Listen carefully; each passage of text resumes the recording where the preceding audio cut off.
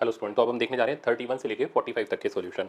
तो 31 वाला प्रॉब्लम एक स्टैंडर्ड प्रॉब्लम है। ये बोल रहा है, body of mass m is moving on rough horizontal surface और coefficient of kinetic friction mu, then net electromagnetic force यानी resultant reaction force exerted by surface on the body. देखो, अब जो सरफेस है वो बॉडी के ऊपर दो तरीके की फोर्सेस लगाएगा। एक हो जाएगी नॉर्मल रिएक्शन जो कि mg के इक्वल हो जाएगी, दूसरी सरफेस की वजह से लगेगा काइनेटिक फ्रिक्शन जिसकी वैल्यू म्यू के एन यानी म्यू के एम जी के बराबर हो जाएगी। ये इनका रिजल्टेंट होगा, इसको बोलेंगे नेट इलेक्ट्रोमैग्नेटिक फोर्स। अब रिजल्टेंट की वैल्यू हो जाएगी under root of N square plus F K square. आप एन और एफ के का वैल्यू डाल दो, एम जी जाएगा रूट के बाहर, अंडर रूट के अंदर बचेगा 1 प्लस म्यू स्क्वायर। तो अब आप ऑप्शन में डालो M G under root 1 plus mu square, मतलब ये वाला ऑप्शन इसका करेक्ट आंसर है। नेक्स्ट प्रॉब्लम देखते हैं 32। ये एक अच्छा कंसेप्चुअल एग्जांपल है और बहुत से स्टूडेंट्स से इसमें नेगेटिव मार्क्स जरूर आते हैं, तो आप इसमें कभी गलती मत करना। इस तरीके का प्रॉब्लम आए ध्यान से कंसेप्ट सीखना। ये पूछ रहा है रस्सी के अंदर टेंशन बताओ। देखो, रोप के अंदर टेंशन तब आएगी जब ये ब्लॉक की वेल्डिंग यहाँ पर टूटेगी। जब तक ये ब्लॉक नीचे जाने की टेंडेंसी नहीं रखेगा, यानी नीचे लगने वाला एम जी साइन थीटा, जब तक एफ एस मैक्स से ज़्यादा नहीं होगा तब तक वेल्डिंग नहीं टूटेगी और तब तक रोप के अंदर टेंशन नहीं आएगी। तो कभी भी ऐसा प्रॉब्लम हो, हमेशा सबसे पहले चेक करो ब्लॉक रखने पर स्लाइड कर रहा है या नहीं कर रहा, मतलब angle of inclined plane repose के एंगल से बड़ा है या छोटा है। वो चेक करने का तरीका है कि आप tan थीटा निकालो। तो tan थीटा हो गया tan 37 और tan 37 हो गया 3/4, मतलब 0.75। और म्यू चेक करो, म्यू की वैल्यू में दे रखी है 0.8, तो यहाँ से साफ पता चल रहा है tan theta is less then क्या म्यू। इस बात का मतलब ये निकला कि नीचे लगने वाला M G sine theta F S max से छोटा है, यानी angle of inclined plane is less than angle of repose, और M G sine theta is less than F S max. अगर ऐसा होगा तो आपको समझ गए होंगे कि इस सिचुएशन में इस ब्लॉक की वेल्डिंग नहीं टूटेगी और रस्सी के खींचने का कोई चांस नहीं होगा। तो this implies that there is no tension in string. तो there is no tension in string. तो अब आप इसका ऑप्शन देख सकते हो, टेंशन जीरो होगी, एक भी ऑप्शन नहीं है, इसलिए नन ऑफ दीज इसका करेक्ट है। नेक्स्ट प्रॉब्लम देखते हैं 33 बोल रहा है, ये लैमिस थ्योरम का सिंपल प्रॉब्लम है, आप इक्विलिब्रियम की कंडीशन से निकाल सकते हो, कंपोनेंट करके भी कर सकते हो। ये बोल रहा है block is on verge of slipping, मतलब बस स्लाइड करने वाला है। तो इधर लगा एफ एस मैक्स जिसकी वैल्यू हो गई म्यू इंटू एन, और एन आप समझ गए 40 न्यूटन के बराबर हो गया। हमें किसका वैल्यू निकालना है, म्यू का वैल्यू निकाल के देना है। ये जो एफ एस मैक्स है ये टेंशन के इक्वल हो गया यहाँ पर T1, और इधर की टेंशन T2, ये W यानी 8 न्यूटन के बराबर हो गई, और इधर की टेंशन हो गई T3। एंगल हमें गिवन है, तो मैं यहाँ पर इस नॉट पर एक डायग्राम इधर से अलग से ले रहा हूँ। ये हमारे पास फाइनल इस जगह का फ्री बॉडी डायग्राम आ गया। इस जगह टेंशन T1, ये मैंने T1 ब्लॉक के ऊपर दिखाई है, इस पॉइंट के ऊपर देखोगे तो लेफ्ट साइड की तरफ लगेगी। नीचे की तरफ टेंशन T2, T1 हमें पता है एफ एस मैक्स यानी 40 म्यू के बराबर है, T2 हमें पता है 8 न्यूटन के बराबर है, इधर T3 है, एंगल हॉरिजॉन्टल से पता है, यहाँ पैरेललोग्राम बनाओ, इसको पीछे एक्सटेंड करो, ये T3 हो गया, एंगल हॉरिजॉन्टल से पता है, इस एंगल का नाम डालो 30 डिग्री, और इधर पैरेललोग्राम कंप्लीट करो। अब आपको म्यू निकालना है, तो आप इसके चक्कर में क्यों पढ़ोगे T3 के, आप सीधे tan थीटा की आइडेंटिटी लगाओ। तो tan 30 degree equals to 8/40 mu, 8 5 जा 40, म्यू को उधर भगाओ, tan 30 डिग्री 1/√3 होता है, फाइनल आंसर आ गया √3/5। सॉल्व करोगे तो यही मिल जाएगा 0.35, ऑप्शन नंबर डी करेक्ट हो जाएगा। अब चलते हैं 34 पर। 34 नंबर प्रॉब्लम को इंपॉर्टेंट लिखो, इसकी कंडीशन आपको अच्छी तरीके से पता होनी चाहिए, ठीक है ना। ये मोस्ट इंपॉर्टेंट प्रॉब्लम है, फिर से लेंदी नहीं है। ये बोल रहा है force required to just move the body up the inclined plane. तो बॉडी को इंक्लाइंड प्लेन के जस्ट ऊपर चलाने वाली फोर्स यानी मैक्सिमम फोर्स, इसका standard formula mg sine theta plus mu cos theta. तो अगर किसी इंक्लाइंड प्लेन के ऊपर जिस पे ब्लॉक स्लाइड ना कर रहा हो, आप उसके पैरेलल इतनी फोर्स लगा दोगे तो ब्लॉक बस ऊपर जाने वाला होगा। अच्छा, नेक्स्ट बोल रहा है ये while the force required to prevent just sliding down, तो उसकी ये डबल है। अच्छा, अब अगर ब्लॉक नीचे स्लाइड करने वाला हो, जैसे मैंने हाथ के ऊपर इस पेन को रखा, छोड़ूंगा तो ये नीचे स्लाइड करेगा, तो वो मिनिमम फोर्स जो इसे नीचे आने से रोके, तो उस मिनिमम फोर्स का फॉर्मूला होता है mg sine theta minus mu cos theta. ये फ्रिक्शन के बेसिक्स हैं, ठीक है ना, ये आपको पता होने चाहिए, इसी के बेसिस पे हमारे फ्रिक्शन के सवाल ज्यादातर बनते हैं, ठीक है ना। अब ये बोल रहा है एफ मैक्स यानी ऊपर ले जाने वाली force is double the minimum force यानी F min. Now we have to find out the value of theta यानी एंगल ऑफ इंक्लाइंड प्लेन निकालना है। पुट करोगे और इसको हम सॉल्व करते हैं। पुट करने पर mg कैंसिल हो जाएगा, इधर बचेगा sine theta plus mu cos theta equals to twice of sine theta minus 2 mu cos theta.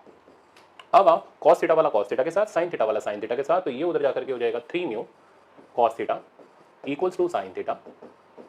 यहाँ से मिल गया tan theta equals to 3 mu. अब क्योंकि हमें थीटा निकालना है तो थीटा की वैल्यू हो गई tan इनवर्स 3 म्यू। अब आप ऑप्शन मिला लो, इसका ऑप्शन नंबर डी करेक्ट हो गया। तो ये भी एक ठीक ठाक, मैंने पहले बोला था लेंदी नहीं है। सिमिलरली 35, ये भी रिपोज के ऊपर बेस्ड है। ये बोल रहा है 5 particle of a substance are to be stored in a heap on horizontal circular plate of radius A. मतलब ये एक प्लेट है जिसका रेडियस ए है, इसके ऊपर आपको 5 पार्टिकल टिकाने हैं। तो जब वो 5 पार्टिकल टिकाओगे तो आगे बोल रहा है कि ये एक कोन का शेप ले लेगा। तो इस तरीके से एक कोन बनेगा। अब जैसे जैसे नंबर ऑफ पार्टिकल बढ़ाते चले जाओगे, कोन का एंगल बढ़ता चला जाएगा। एक पॉइंट ऐसा आएगा जहां पर वो सारे पार्टिकल स्लाइड करके नीचे आ जाएंगे। क्यों? क्योंकि उस वक्त ये जो एंगल होगा एंगल ऑफ रिपोज के बराबर होगा। तो ये जानना चाह रहा है कि बताओ हाइट ऑफ कोन कितनी होगी। तो तरीका ये, तो तब तक कोन बनाया जा सकता है जब तक tan थीटा म्यू के बराबर ना हो जाए। इससे बड़ा होते ही बॉडी नीचे स्लाइड कर जाएगी। अच्छा, कोफिशिएंट ऑफ फ्रिक्शन ये म्यू की जगह के दे रहा है, तो उससे कोई फर्क नहीं पड़ता, हम इसे के ले लेते हैं। tan theta right angle triangle से निकालते हैं। ये हो गया h/a इक्वल्स टू के। यहाँ से h की वैल्यू मिल गई विच इज इक्वल्स टू ए के। तो हमसे हाइट पूछी जा रही थी, मैक्सिमम हाइट। इससे ज़्यादा हाइट का हम कोन नहीं बना सकते, क्योंकि बनाते ही ऑब्जेक्ट नीचे स्लाइड करके आ जाएगा, क्योंकि उसका एंगल ऑफ रिपोज से ज़्यादा हो जाएगा। तो ऑप्शन नंबर फर्स्ट करेक्ट हो गया। अब चलते हैं 36 पर। 36 कह रहा है block of mass 0.1 kg is held against a wall. तो ये रही एक वॉल और ये एक ब्लॉक है जिसका मास है 0.1 kg, ठीक है ना। इस ब्लॉक को इस वॉल से हमें सपोर्ट देना है, ठीक है ना। हमें इस वॉल के अगेंस्ट में इसको होल्ड करके रखना है। तो ऐसा करने, आप ऐसे समझो ना, ये पेन है मेरे पास, मैं इसको अगर बोर्ड से चिपकाऊं तो ये छोड़ते नीचे जाएगा। तो इसको रोके रखने के लिए मेरे को फोर्स लगानी पड़ेगी। सेम वे में ये ब्लॉक है तो मेरे को इसको रोकने के लिए फोर्स लगानी पड़ेगी। और फोर्स जो दी जा रही है 5 न्यूटन दी जा रही है ब्लॉक के ऊपर और हॉरिजॉन्टली दी जा रही है। तो ऐसे करके एक हॉरिजॉन्टल फोर्स लगाई 5 न्यूटन की, क्या करेगी, नॉर्मल रिएक्शन डेवलप करेगी। तो नॉर्मल रिएक्शन 5 न्यूटन के बराबर हो गया। तो हमारी लगाई गई फोर्स से नॉर्मल रिएक्शन आया। ओके, अब इसको चलाने के लिए नीचे की तरफ mg रिस्पॉन्सिबल है। mg की वैल्यू हो गई 1 न्यूटन। अब ऊपर रोकने के लिए फ्रिक्शन आएगा। देखें रोक पाएगा या नहीं रोक पाएगा, देखते हैं कंडीशन क्या बोल रहा है। तो coefficient of friction between block and wall is 0.5। तो कोफिशिएंट ऑफ फ्रिक्शन हमें पता है, तो अब हम तुरंत एफएस मैक्स निकालेंगे। फॉर्मूला हो गया म्यू एन, म्यू हो गया 0.5 और नॉर्मल 5 न्यूटन के बराबर। तो आंसर आ गया 2.5। तो एफएस मैक्स 2.5 है, ठीक है ना। और mg जो कि नीचे चलाने के लिए रिस्पॉन्सिबल है वो 1 न्यूटन है। दिख ही रहा है साहब कि mg is less than F S max. तो as mg is less than F S max. तो क्या मतलब निकला, ब्लॉक स्लाइड नहीं करेगा। तो ब्लॉक डज नॉट स्लाइड।